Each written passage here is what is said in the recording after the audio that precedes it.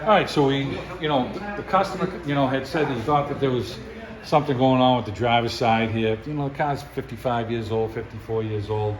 You're gonna have some things or dents over the years. And so what we did notice, we noticed that the tire is rubbing over here.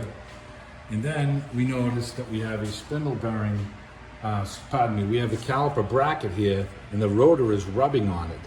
So when you stand back and you look at the front of the car, we've noticed that the spindle is bent upward like this and in, and that's why the tire, when you turn it in, is rubbing over here.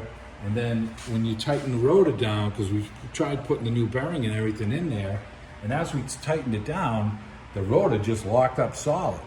And we're not going to just, this is steel, the spindle is made of cast, and the cast is brittle. We're not going to just bang this thing down back so we can get the caliper on. Now, what we did notice is, look at how the brake pads wore on this thing.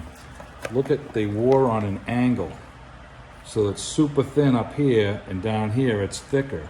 And that's because of the way the caliper bracket was sitting on this caliper bolted to the bracket. Now, we could probably bend this back, but that's not fixing it right. So we're gonna get a new spindle and a bracket and the upper control arm as well. And we noticed that the upper control arm has some bushings and shims put in here, and they have new bushings. You can see them all the way up in there. And the other side is original. So we know that someone tried to compensate for this, and they actually had to leave the rotor loose so that it wouldn't lock up and touch the bracket.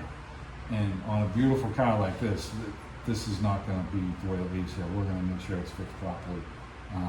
Car is beautiful, 396, 4-speed, and we're going to get this taken care of. We'll get the alignment taken care of on it. And we noticed on the other side over here, we don't have any rub spots on the frame. There's no rub spots here on the spindle bracket or anything.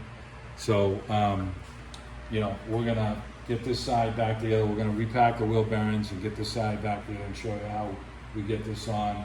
And then we're going to order up the parts for the other side. And we'll get going on reassembling this.